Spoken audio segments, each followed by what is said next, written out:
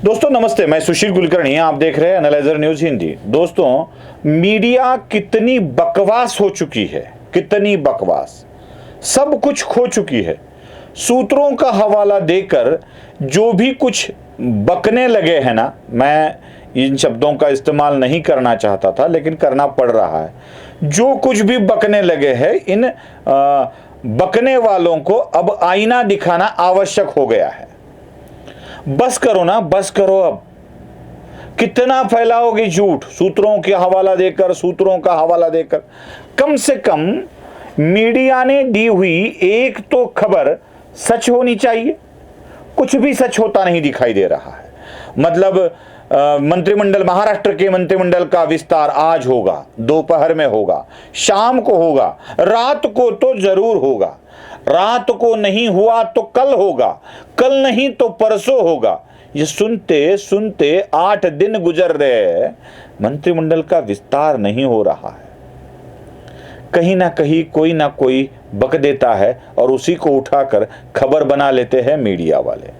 एक महिला पत्रकार है, महिला पत्रकार ने अपने टीवी चैनल पर, देखता कौन है ये बात अलग है उस चैनल को, लेकिन टीवी चैनल पर तो ये खबर चलाई, लेकिन साथ में अपने ट्विटर हैंडल पे मंत्रिमंडल के विभागों की घोषणा भी कर डाली। मतलब ये तब की बात है, ये ट्वीट तब का है जब विभागों का बंटवारा नहीं किया गया था।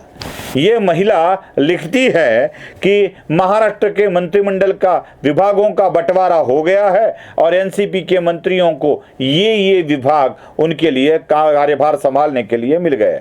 देख लीजिए जरा वो ट्वीट। उस महिला पत्रकार का नाम मैं थोड़ा सा ढक रहा हूं इसलिए कि बेचारी महिला को कोई तकलीफ ना हो, लेकिन अपने हाथों से ये रेशमी कशीदा बुनने वाले ये समझते ही नहीं हैं कि क्या कुछ हो रहा है।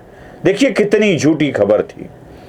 कुछ पत्थर फेंके और निशाने पे लग गए, लेकिन कुछ सारे के सारे नहीं। जरा देख लीजिए, इन्होंने अजीत पवार को वित्त मंत्रालय दिया था, वो उनको मिल गया, लेकिन छगन भुजबल के लिए इन्होंने कृषि मंत्रालय आवंटित किया था। मतलब छगन भुजबल राज्य के कृषि मंत्री हो जाएंगे। मिला क्या छगन भुजबल को? छगन भुजबल को सप्लाई मिनिस्ट्री मिली, अन्न नागरिक पुरवठा जिसे मराठी में कहते हैं, वो मिनिस्ट्री मिली। ये दिलीप वळसे पाटिल के बारे में भी ये थोड़ी सी सच निकली, उनको सहकारिता मंत्रालय दिया गया है। लेकिन अगर आप बाकी देखोगे, हसन मुशर्रफ के लिए इन्होंने अल्पसंख्याक मंत्रालय की व्यवस्था कर दी थी। अब देखिए, छगन भुजबल के लिए कृषि, हसन मुशर्रफ के लिए अल्पसंख्याक, धनंजय मुंडे के लिए पहले था ना वो सामाजिक न्याय मंत्री थे, वही विभाग उनको आवंटित किया गया। साथ ही साथ दूसरे अनिल पाटिल जो मंत्री है, अनिल बाबर पाटिल, इनको अन्न नागरिक पुरवठा मंत्रालय दिया गया। और साथ धर्मराव बाबा अतराम को, क्योंकि वो पहले किसी सरकार में परिवहन मंत्री थे, इसलिए उनको यहाँ भी परिवहन मंत्रालय दिया गया। अरे क्या बात है ये, किस तरह की खबरें फैलाते हो। यही बात आपने टीवी पर भी चलाई, यही बात आप इधर उधर भी चला रहे हो। पत्रकारों के बुद्धि को क्या हो गया है? असल में विभागों का बंटवारा कुछ अलग ही था। मतलब अजीत पवार को वित्त मिला, छगन भुजबल को सप्लाई मिनिस्ट्री मिली, दिलीप वळसे पाटिल को सहकारिता मिला, हसन मुशर्रफ को वैद्यकीय शिक्षण मिला, धनंजय मुंडे को कृषि मंत्रालय मिला, संजय बंसोड़े को क्रीड़ा युवक कल्याण मिला, साथ ही साथ अधीर जटकरे को महिला बाल कल्याण वाला विभाग मिला, धर्मराव बाबा अतराम को फूड एंड ड्रग्स वाला मंत्रालय मिला। हो कुछ रहा है, बता कुछ और रहे हो। हर दिन नई झूठी खबर। आज सरकार गिरने वाली है, कल सरकार गिरने वाली है। महाराष्ट्र के विधानसभा अध्यक्ष को नोटिस दी गई। मैं दूसरी खबर दिखा रहा हूं आपको। सर्वोच्च न्यायालय द्वारा महाराष्ट्र के विधानसभा अध्यक्ष को नोटिस की हद तक ठीक है, मतलब नोटिस दी गई है, ये खबर सच है। लेकिन आगे क्या लिखा है? आगे ये लिखा है कि एकनाथ शिंदे जाने वाले हैं। अब ये इनके 16 विधायक बस 2 हफ्तों में खत्म होने वाले हैं। क्या ये जानता है अखबार कि हुआ क्या है?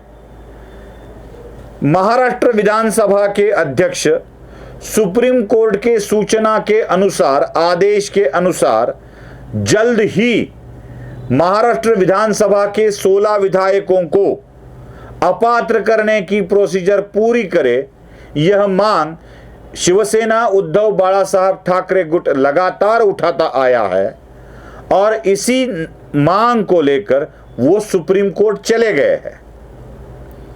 अब सुप्रीम कोर्ट में याचिका दायर होने के बाद, मतलब एक्सेप्टेड होने के बाद, जो भी प्रतिवादी है उनको नोटिस इशू किया जाता है।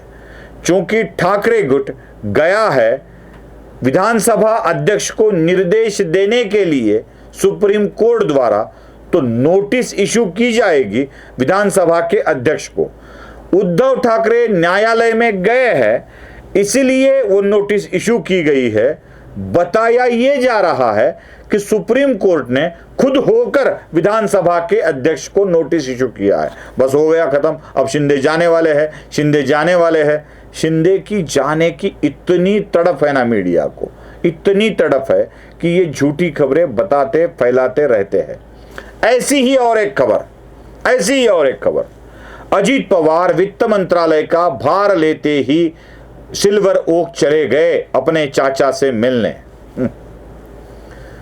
और शुरू हो गया इधर, देखो चाचा से मिलने चले गए, चाचा को मिलेंगे, चाचा के मिल के आएंगे। अभी देखो बीजेपी वालों को कैसा सबक मिला, चले गए अजीत पवार चाचा के पास शरद पवार के साथ। यही खबरें फैलाई गई। असल में क्या था, शरद पवार की पत्नी प्रतिभा पवार थोड़ी सी बीमार थी, कुछ घंटों के लिए वो अस्पताल चली गई। उनको वहां से डिस्चार्ज भी तुरंत मिला।